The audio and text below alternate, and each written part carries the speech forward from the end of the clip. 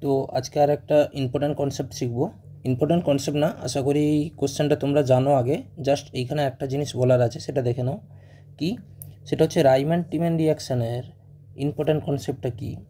দেখো, ফেনল থেকে তোমরা জানো স্যালিসালডিহাইড বা অর্থোহাইড্রক্সিবেঞ্জালডিহাইড তৈরি হয়।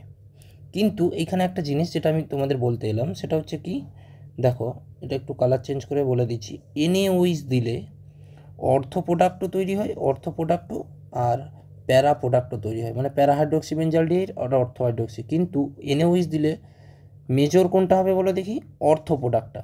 কিন্তু যদি আমি KOH দিয়ে দিই NaOH-এর পরিবর্তে, তাহলে প্যারা প্রোডাক্টটা হয়ে যাবে মেজর। বুঝতে হলে প্যারা